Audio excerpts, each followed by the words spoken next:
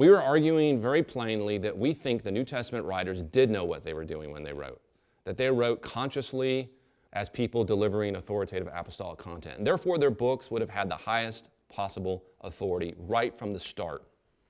Now, why does all this matter for canon?